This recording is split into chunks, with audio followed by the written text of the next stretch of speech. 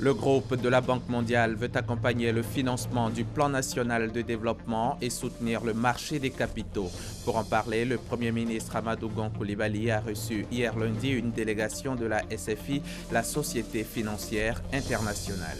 Nous sommes le 14 février et c'est la Saint-Valentin, la fête des amoureux. Les couples en profiteront pour échanger des mots doux et des cadeaux, des roses rouges ou des bouquets de fleurs en faisant en sorte de ne surtout pas se tromper de fleurs. Dans une quinzaine de minutes, nous vous apprendrons volontiers comment ne pas se tromper. Rien qu'en 2016, du fait des feux de brousse, la Côte d'Ivoire a perdu 11 000 hectares de forêt, 15 000 hectares de culture de rente, 10 villages et 200 cases. Les autorités accentuent la sensibilisation pour une meilleure prévention. La campagne 2017 démarre le 18 février prochain lors de la journée nationale de lutte contre les feux de brousse. Voilà pour les titres. Bonjour mesdames et messieurs et bienvenue dans ce 13h. Je vous le disais en titre, le Premier ministre Amadou Gon Coulibaly a reçu hier lundi une délégation de la SFI, la Société financière internationale. Au cours de cette audience, le chef de délégation, le vice-président de la trésorerie du groupe, a réitéré l'appui de la SFI. Le groupe de la Banque mondiale veut accompagner le financement du plan national de développement et soutenir le marché des capitaux. Le point de cette rencontre avec Gabriel Zani.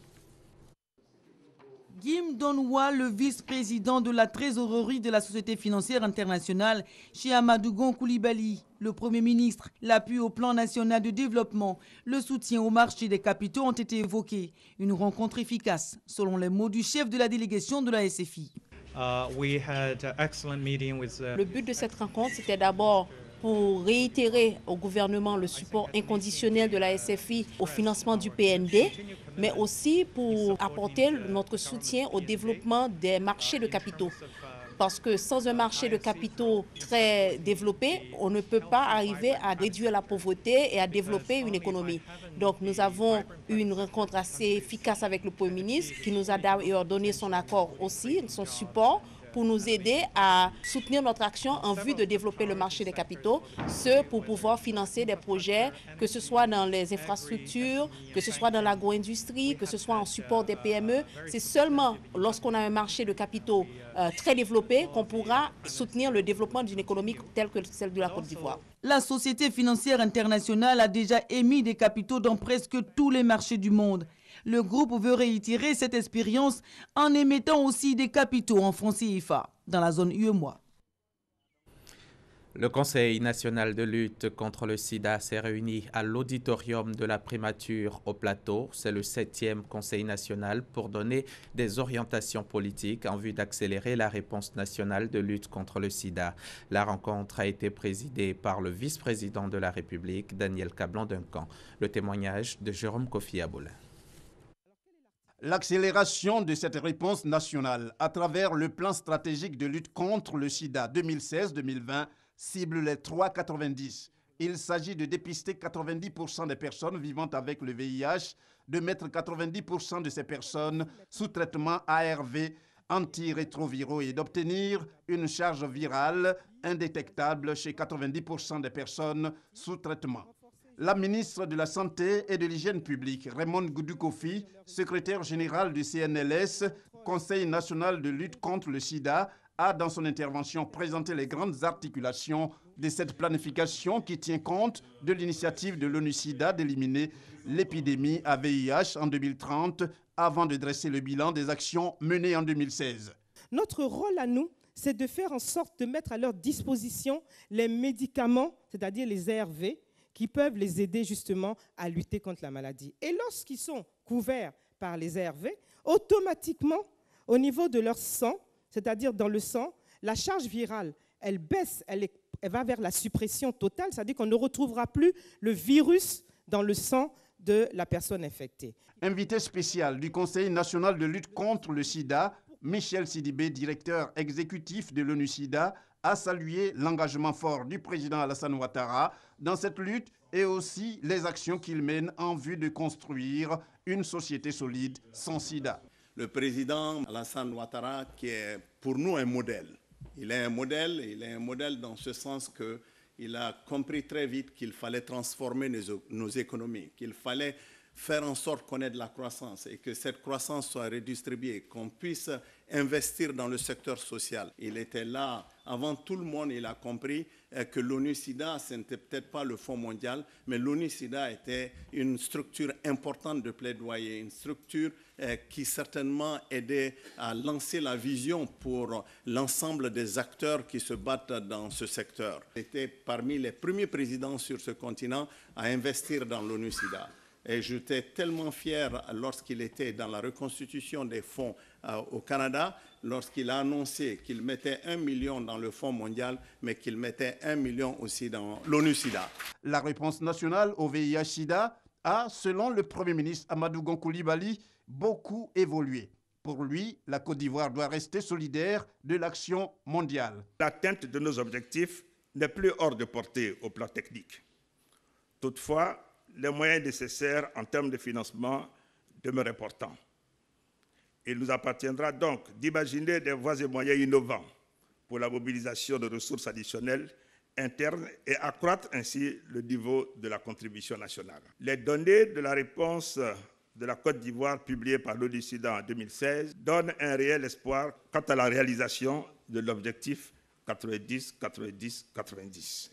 Quant au vice-président Daniel Kablan-Duncan, il fait savoir que les sessions annuelles du CNLS ont pour objectif de déterminer les priorités de la lutte contre le sida, de renforcer et rendre plus efficace la réponse nationale à ce fléau. Daniel Kablan-Duncan a relevé l'un des engagements forts pris lors de la 6e session du CNLS, tenue le 21 décembre 2015 par le président de la République, Alassane Ouattara. Il s'agit de l'accroissement du budget de la santé en faveur de la lutte contre le sida. Cet engagement a été effectivement respecté puisque, sur ces instructions, ce budget a connu une augmentation substantielle, passant de 4,2 milliards de francs CFA en 2016 à 21,2 milliards de francs CFA en 2017. Un tel effort pour un pays qui est confronté à plusieurs urgences à la fois mérite d'être relevé pour bien montrer que la problématique de la pandémie du sida constitue une priorité affirmée du président de la République. Cela traduit une fois de plus sa ferme volonté de s'approprier l'initiative de l'élimination du sida d'ici 2030, en adhérant sans réserve à l'objectif d'accélération de la réponse nationale. Notons que près de 10 000 participants sont attendus à Abidjan du 4 au 9 décembre pour la 19e édition de la conférence internationale sur le sida et les maladies sexuellement transmissibles. 20 ans après l'organisation en Côte d'Ivoire de cette importante rencontre qui avait enregistré la présence du président Jacques Chirac. Et l'ambition du Conseil national de lutte contre le sida est clairement affichée, c'est de maîtriser l'épidémie du sida d'ici à 2020 et parvenir à l'éradiquer en 2030. Un programme réalisable qui pourra l'être grâce à la mise en œuvre d'un plan stratégique national. Ce plan a été présenté à cette 16e session annuelle du Conseil national de lutte contre le sida. Occasion pour Raymond Goudou Kofi, la ministre de la Santé, de faire le bilan des actions menées contre le sida en Côte d'Ivoire. Mahama Traoré, Jérôme Kofi Abolin. Une Côte d'Ivoire sans sida à l'horizon 2030. Tel est l'objectif poursuivi par le gouvernement ivoirien. Et tout porte à croire que cela est possible, surtout à la lumière des résultats enregistrés lors de l'année 2016. Un indicateur pour en témoigner, l'atteinte de la cible 3 x 90 de l'ONU-SIDA, à savoir dépister 90% des personnes vivant avec le VIH, mettre 90% des personnes dépistées sous des traitements antirétroviraux. Enfin, réduire de 90% la charge virale chez les personnes sous traitement.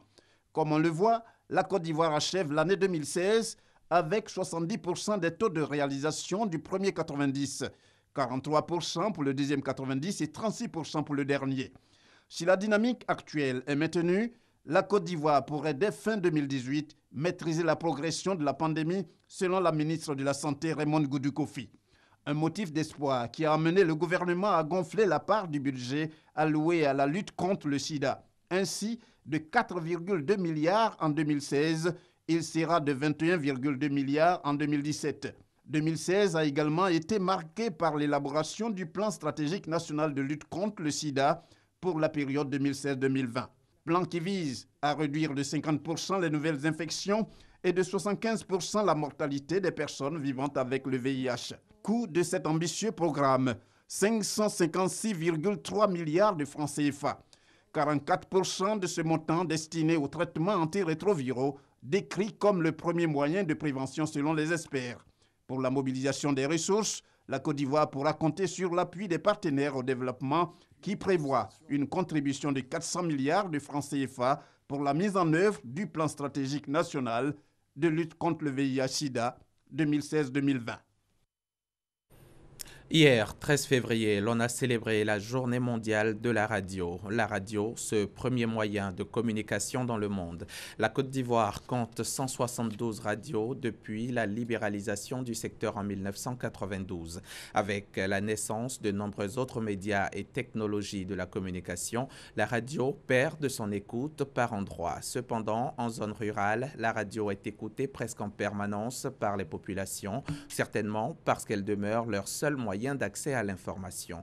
Dans tous les cas, la radio fait partie du quotidien des populations rurales. Soro Corona et Kwadio Kwame, nos confrères de RTI Boaké.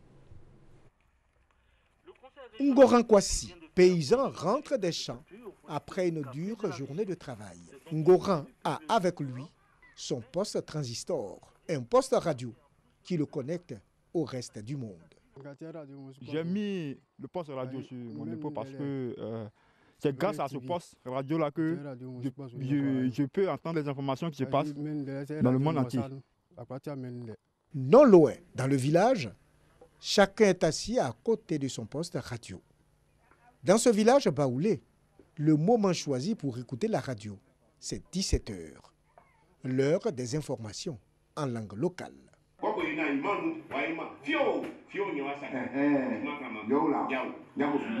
Pour les jeunes, c'est la musique qui les pousse à écouter la radio. Ce n'est pas le même cas pour les personnes âgées. Je suis bien à la radio. Il y a d'autres qui ne comprennent pas le français. Ce que les enfants font, que je vois ça va pas là. Je peux leur dire ce que j'ai écouté. Quand puis là, moi et puis il n'y a pas l'argent là, on dépose la radio au moins pendant 1 jour, 2 jours. On cherche un peu d'argent et puis on se va payer les piles. À Golikro, village de la commune de Boaké, on ne manque pas d'ingéniosité pour faciliter l'accès à la radio. Les haut-parleurs sont branchés directement sur la radio parce qu'à partir de 17 h, on veut forcément écouter les informations, informer chacun de nos parents. Si en zone rurale, la radio a encore une place de choix dans le quotidien des populations, en ville par contre, les choses sont différentes. J'aime bien la radio, mais je passe la plupart de mon temps au travail, alors j'ai jamais le temps. Mais j'entends parler de certaines émissions, j'arrive pas à écouter la radio. Sincèrement, les informations d'aujourd'hui, je ne vais pas écouter parce que ça donne mal à la tête. C'est pourquoi je n'écoute pas la radio.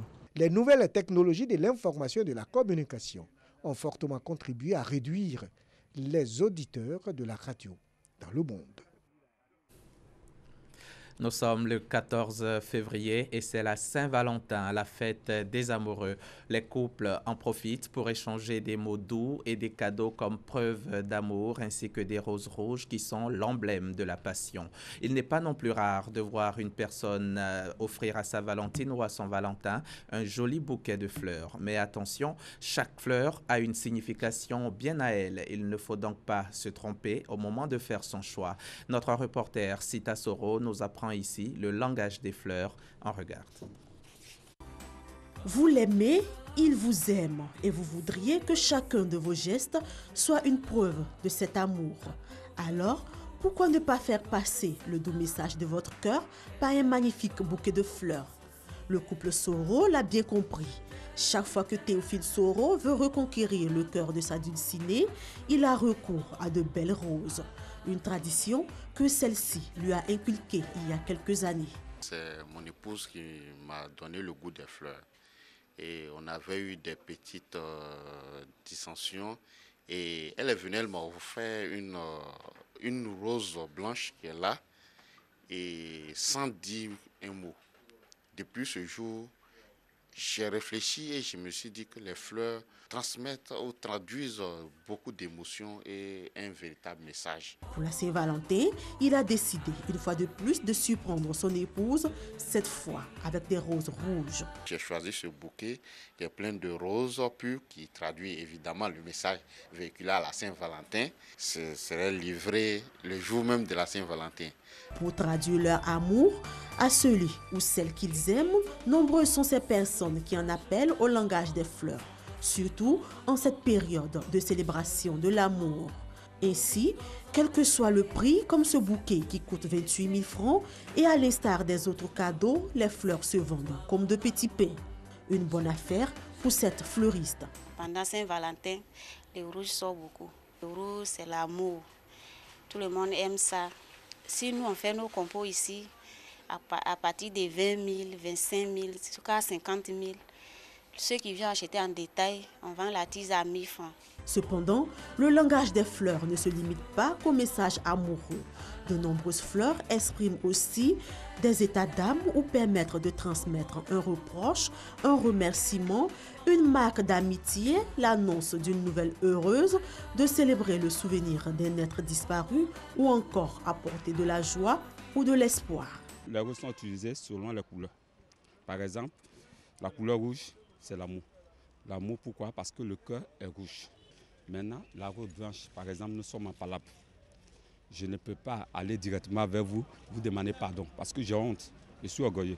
Donc je vous offre la rose blanche pour vous dire, je m'excuse, je vous demande pardon. Nous avons la rose rose. La rose rose, par exemple, quand vous mettez un enfant au monde, on dit c'est une fille. La fille, on dit, bon, c'est la couleur rose. La couleur rose, c'est l'amour, l'amitié qu'on a pour une femme. Donc je commence d'abord par la rose rose pour vous rapprocher de moi. Ou la rose saumon, la rose orange qui va sur le même thème.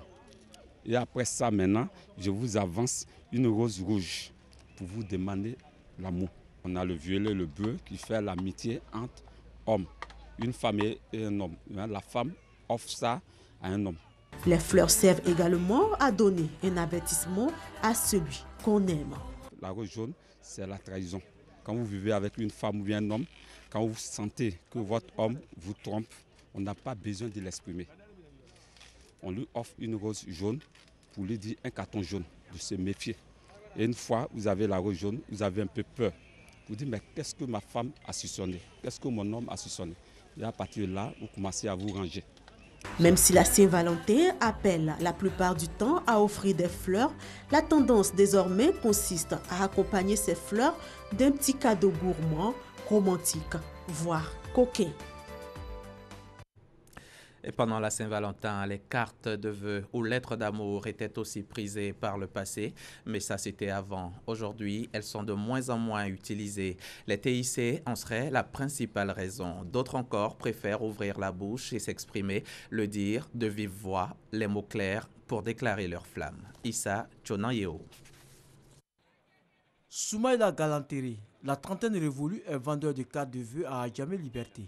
Un commerce qui lui a permis à l'époque de faire de bonnes affaires. Avant, dans le temps, on pouvait vendre du 20 décembre jusqu'à fin février, on peut vendre au moins 2004. L'année passée, les cartes de vœux, on pouvait vendre au moins 100 000 à 150 000. Eux du Saint-Valentin seulement. Aujourd'hui, la donne a changé et les cartes ne se vendent plus comme avant, malgré l'engouement suscité autour de la fête des amoureux. Par rapport donc, à plusieurs années en arrière, cet engouement n'est pas aussi de taille. Aujourd'hui, là, on va 10 000 les cartes de vœux, c'est difficile. Les raisons de cette désaffection, l'Internet et le niveau d'études des jeunes. Les NT ont pris quand même le dessus sur les livres, peut dire sur les mots, les petits mots. On transmet généralement dans les SMS ou bien si la personne aime beaucoup les réseaux sociaux, aller sur l'Internet pour lui envoyer des messages d'amour. L'avènement des TIC, donc avec Internet, rapidement on s'est établi une carte avec une belle photo, une belle image et qu'on peut transmettre donc à son bien-aimé, sa bien-aimée. Le vrai problème, c'est que les jeunes d'aujourd'hui ne savent pas écrire. Quand on écrit, on laisse des traces. Donc sur le chat, bon, c'est passager, c'est vite fait. Pour les internautes, les technologies de l'information et de la communication TIC permettent d'exprimer plus aisément son amour à son conjoint ou à sa conjointe. Je suis en train de chercher des poèmes, puisque bientôt c'est la Saint-Valentin. Alors, je suis en train de chercher des poèmes qui vont avec l'histoire avec ma chérie, voilà, pour pouvoir vraiment lui donner des phrases pour la Saint-Valentin. Malgré le développement des technologies de l'information et de la communication, rien ne peut remplacer les cartes. Internet, c'est pour juste distraire puis faire des recherches. Moi, une histoire de cœur, je pense que ce soit un truc physique, un truc qui marque. Quand on remet à cette personne, la personne garde même quelques années plus tard, quand on voit cette carte, on pense à la personne qui nous a offert la carte. J'étais en lutte avec une, aussi celui qui est mon mari actuel. Donc j'ai cherché une très belle carte et qui était parfumée, dépliable. Je lui ai envoyé la carte. Et j'arrive chez lui, il était étudiant à l'époque. J'arrive chez lui et je vois qu'il a reçu une autre carte aussi, qu'on déplie, mais qui n'avait pas la même valeur que la mienne. Alors j'ai ri et j'ai dit, mais écoute, j'ai gagné la course là. Parce que pour moi, là, tu as ouvert, tu as senti le parfum qu'il y a dedans, il s'est bien marré. Les cartes de vœux étaient également une occasion pour la Poste Côte d'Ivoire de faire de bonnes affaires. Ce que la Poste peut offrir justement, ou va offrir, c'est que vu que les volumes de courrier sont en train de baisser, il y a un autre volume qui est en train de monter en puissance, c'est les volumes de colis et paquets. Donc en Côte d'Ivoire, nous sommes en train de nous apprêter pour que la Poste soit le coursier des populations. Les éditions de Saint-Valentin à venir vont voir la Poste en train de livrer des bouquets de fleurs, des cadeaux d'amour et pourquoi pas d'autres types de cadeaux. Comme on le voit, ils sont nombreux les jeunes qui utilisent les technologies de l'information et de la communication pour exprimer leur amour à leur conjoint ou conjointe. Toutefois, les cartes de vœux restent la seule voie durable pour d'autres pour se remémorer les bons souvenirs d'amour. Et rien qu'en 2016, 11 000 hectares de forêt ont été ravagés par les flammes. Chaque année, pendant la saison sèche, de nombreuses parcelles de forêt partent ainsi en fumée. À côté de ces forêts ravagées, des milliers d'hectares de cultures de rente et de villages détruits sont aussi la conséquence des feux de brousse. À cela, il faut ajouter des décès de personnes. Face à ces dégâts considérables, les autorités accentuent la sensibilisation pour une meilleure prévention.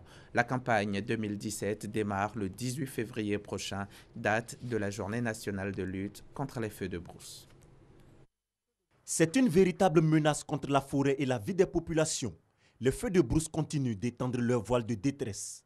Malgré les nombreuses campagnes de sensibilisation, les dégâts demeurent impressionnants. Les feux de brousse constituent l'un des facteurs de la disparition de la forêt en Côte d'Ivoire. Chaque année, des dizaines de milliers d'hectares de forêt et de cultures agricoles partent en fumée. Des villages entiers brûlent sous les feux et de nombreuses pertes en vie humaine sont enregistrées. En 2016, ce sont précisément près de 11 000 hectares de forêt partis en fumée, 15 000 hectares de cultures de rente ravagés par les flammes, 10 villages, 200 cases et 17 décès. Vaincre les feux de brousse, une priorité pour les autorités. L'appel à la prévention s'accentue. Il faut dire qu'en Côte d'Ivoire, dès que c'est sec, on a la tendance naturelle de vouloir brûler. Et puis bon, tout ce qui vient comme action d'imprudence, les mégots qui sont jetés sans avoir été éteints, les feux de cuisson aux champs qui ont été abandonnés sans aucune mesure préventive. À cette situation, le comité a élaboré une matrice d'action comprenant donc différentes actions qui devaient contribuer donc à sensibiliser les populations, à les éduquer et à leur donner des conseils pour éviter tout départ de feu. Adopter des gestes simples pour éviter des cas de sinistres. La campagne 2017 de sensibilisation démarre le 18 février, date de la Journée nationale de lutte contre les feux de brousse à Sifié, dans le département de Séguéla, région du Ourodougou, au nord-ouest du pays. Elle se poursuivra dans d'autres localités sensibles en vue d'appeler les populations à changer de comportement. C'était un reportage de Konaté Moussa. Politique cohérente des pensions en Afrique, c'est le thème de cette rencontre de réflexion co-initiée par la Banque mondiale, le ministère de l'Emploi et de la Protection sociale, la CNPS et la SEGRAE. C'était du 7 au 9 février dernier. L'objectif était de promouvoir les échanges sur la problématique des pensions, identifier les pistes de solutions pour de meilleurs systèmes de pension dans la sous-région. Franck Quadio. La question de l'harmonisation des politiques des pensions en Afrique au centre d'une rencontre de réflexion. Il s'agit pour la Banque mondiale soutenue par le ministère de l'Emploi et de la Protection sociale, la CNPS et la SEGRAE de promouvoir les échanges sur les problématiques des pensions dans les pays participants. Autour des questions portant entre autres sur la conception d'un système public de retraite fiscale et durable, du rôle du préfinancement dans les politiques des pensions, ainsi que du rôle du régime de retraite par la capitalisation et l'amélioration du système d'administration. Plusieurs gestionnaires de systèmes de retraite venus de 12 pays, dont la RDC, Madagascar et le Kenya. 3 jours de partage d'expériences. Nyangoran Simplice, conseiller technique du directeur général de l'IPS-SEGRAE, institution de prévoyance sociale, caisse générale de retraite des agents de l'État, a parlé de l'amélioration des pensions. Cas du public en Côte d'Ivoire. Avant 2014, nous faisions des évaluations de cotisation annuelles. Aujourd'hui, nous sommes passés à un système automatisé. Des réformes auxquelles s'ajoute un nouveau logiciel dès le 1er avril 2017 qui facilitera le traitement des dossiers de pension. Procédure de gestion de données passant par l'automatisation, la clé pour beaucoup d'acteurs africains du système des pensions. Ils disent avoir beaucoup appris au terme de ces 3 jours de réflexion. Le peuple Ngban de Didier Vie a un nouveau chef, Nanan Nguessan Bandji. C'est le 15e chef. Il a été présenté récemment à ses administrés. C'était en présence de plusieurs membres du gouvernement. Le reportage de Kader Sogodogo de RTI Boaké. Après 29 années d'attente suite au décès de son dernier chef en 1988, le peuple Ngban de Didier Vie a un nouveau chef, Nanan Nguessan Bandji, 61 ans. Électronicien à la retraite. Il règne désormais sur les 32 villages du canton Ngban. Son arrêté de nomination lui a été remis officiellement par le préfet de Didier Vie. Monsieur Nguessan Bandji, au nom du ministre d'État, ministre de l'Intérieur et de la Sécurité, je vous remets l'arrêté qui vous nomme chef du canton Ngban. Cette cérémonie traditionnelle a été rehaussée par la présence de plusieurs membres du gouvernement, au nombre desquels le ministre des Ressources animales et halieutiques, qui en était le parrain. Autre temps fort de la cérémonie, les alliances à plaisanterie. Un aperçu entre peuple baoulé et bron a été développé par le ministre Aoussou Jano, par ailleurs président du conseil régional du Bélier. Amani Johnny, artiste tradit moderne invité, a clôturé la cérémonie avec son savoir-faire. Un petit mot de religion dans ce journal. Le concours sur le Hajj et sur la compréhension du Saint-Coran a été remporté par un Ivoirien, son nom, Cheikh Al-Farouk Karamoko. Sur 300 impétrants venus du monde entier, c'est lui qui a séduit le jury de ce concours, initié par le prince Bandar Al-Saoud, fils du roi d'Arabie Saoudite. Cheikh Al-Farouk Karamoko a été honoré récemment par les siens à son domicile à Yopougon. Koné par Gassoro. Cheikh Al-Farouk Karamoko, 71 ans. C'est le grand vainqueur des 2 concours sur le Hajj et sur le Tafsir, la compréhension et la connaissance du Saint-Coran. Organisé par le fils du roi d'Arabie Saoudite, le prince Bandar Al-Saoud, au cours du pèlerinage 2016, ce concours a vu la participation de 300 imams et guides religieux du monde entier, dont 6 Ivoiriens. C'était un concours par écrit, les différentes caractéristiques du Hajj. Et après, il y a eu le deuxième concours, c'était sur le tafsir du Coran. Il y a eu 30 admis. Et parmi ces 30 admis, nous avons été déclarés premiers. Marié et père de 34 enfants, Cheikh Al-Farouk Karamoko a été honoré le vendredi 3 février dernier à son domicile au quartier Banco de Yopougon par ses parents, mais également par les filles et fils de la région du Béret. Nous sommes très heureux et très fiers de lui. Et tout ce que nous pouvons dire, c'est de prier pour lui, pour que Dieu lui accorde longue vie à notre côté, afin qu'il puisse encore servir plus la communauté musulmane. Nous rendons gloire à Allah et nous remercions et nous prions Dieu que cet honneur, cette gloire que nous magnifions aujourd'hui, réjaillisse sur la Côte d'Ivoire. Ce témoignage que nous venons faire, c'est cette interpellation que nous faisons à la communauté nationale.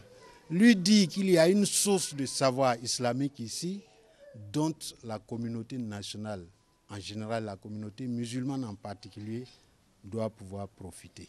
Licencié en théologie de l'Université islamique de Médine et auteur de plusieurs œuvres islamiques, le cheikh Alpha-Roko Karamoko a fait ses études coraniques en Côte d'Ivoire, au Mali, au Burkina Faso, en Mauritanie, en Algérie, en Égypte et à Médine en Arabie Saoudite.